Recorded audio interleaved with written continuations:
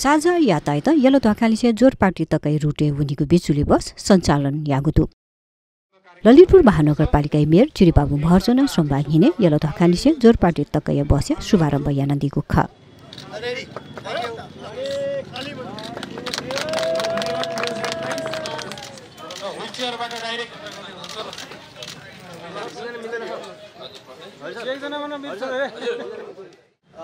गोकर्णेश्वर र जोरपाटीमा यहाँलाई थाहा नहोला धेरै ठुलो अनुपातमा नेपालमा सबैभन्दा ठुलो अनुपातमा व्हीलचेयर प्रयोगकर्ता चाहिँ नि त्यो खगेन्द्र नवजीवन केन्द्र वरिपरि रहन्छन्। तीबाटै दुईजना साथी आउनु भएको छ, ऋषि ढकालजी र राम बहादुर गुरुङजी। उहाँहरू चाहिँ नि यो हाम्रो यो नयाँ बस रुटको पहिलो प्यासेन्जर हुनुहुनेछ।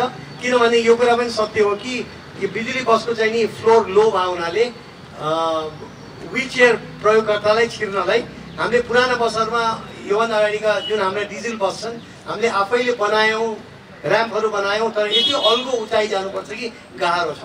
तर यहाँ चाहिँ अलिक सजिलो भएको हुनाले यहाँहरू दुवैजनालाई स्वागत। आज हामीलाई चाहिँ नि यो हाम्रो यो कार्यक्रममा चाहिँ नि यहाँको सहभागिताको लागि रामजी, ऋषिजी यति भनिकन आज चाहिँ नि अब महेन्द्रजी र मैले यो त सोधेको छैन, जो यहाँबाट जोरपाटी या रत्नपार्क जान चाहनुहुन्छ फ्रीमा चढ्नु।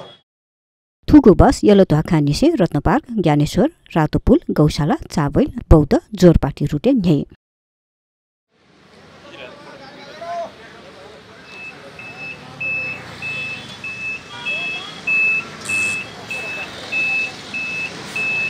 थुगु रुटे आयतसँग बिजुली बस सञ्चालने वगु ख यहाँको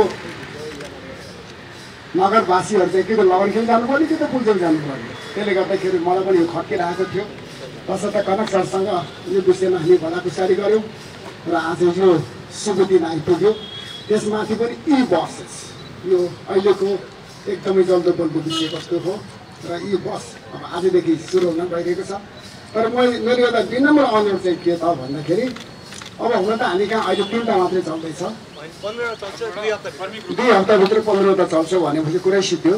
तर यसको त टाइमिङमा चाहिँ अब एका बिहानै 5 बजीदेखि बेलुकी 9 बजीसम्म चलाउ न। बिहान 5 बजी भयो भनेदेखि हामीले बसपुरी जानु पनि सजिलो, अथवा धर्मकर्म गर्न जानु पनि सजिलो भयो, अथवा एका बिहानै कलेज क्याम्पस अथवा मतलब बिहानको अफिस जानेहरूलाई पनि सजिलो भयो। बेलुकी 9 बजेसम्म चल्दाखेरि चाहिँ काठमाडौँबाट हतारिएर हुत्तिएर आफ्नो वासस्थान ललितपुर छिर्नु पर्नेमा त हतारिनु पर्ने बाध्यता पनि हुँदैन है।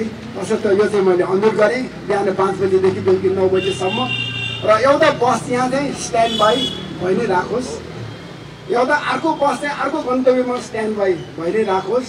अन द वे फ्रिक्वेन्टली 8-10वटा बस चलिराख्यो भनेदेखि त त्यो जतिको राम्रो के चाहियो है। तसर्थ अब यो कुरा आज शुभारम्भ हुन गएकोमा म औधी खुसी छु र नगरवासीहरूको सम्पूर्ण नगरवासीको तर्फबाट साझा यातायात र नेपाल सरकारलाई धेरै धेरै धन्यवाद। मदन सरलाई पनि धन्यवाद, हाम्रो करण सरलाई पनि धन्यवाद, महेन्द्रजी त झन् धन्यवादको पात्र हुनुहुन्छ। थयान्य वंगु असार निसे साझा सोंग बिजुली बस सञ्चालन यानवैचुङको ख साझा हगु पिगु बस मध्ये आत्तक सोंग बस सञ्चालने वेदनको दुसा सोमबार निसे यलतुवाखाइ रुटे सोंग बस सञ्चालने हगु ख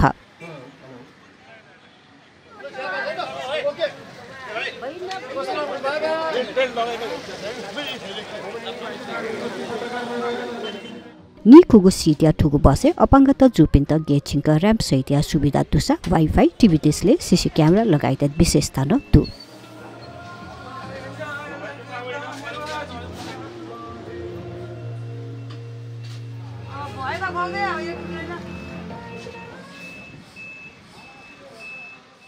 साझा यातायातले नेपालको सार्वजनिक यातायात सुरु गर्नमै धेरै ठुलो योगदान पुर्याएको छ। साझा यातायात पूर्व पश्चिम चल्दा यही साझा यातायातको सिको गरेर धेरै अरू अन्य कम्पनीहरू आए, अझ गुणस्तरीय सेवाहरू प्रदान गरे। मैले कहाँ जोड्न खोजेको हो भने हामी सबैलाई थाहा छ यो काठमाडौँ उपत्यकाको सार्वजनिक यातायात प्रणाली धेरै सुदृढ छैन।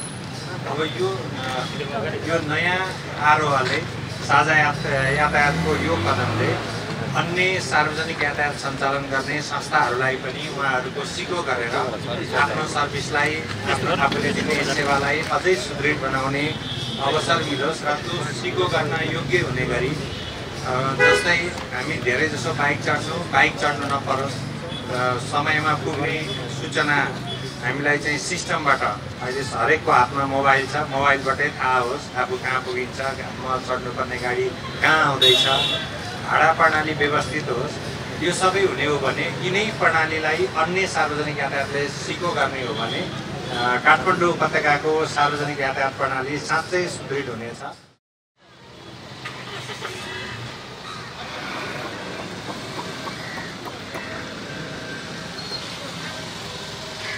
भित्र पनि किन्ने हो नि खाली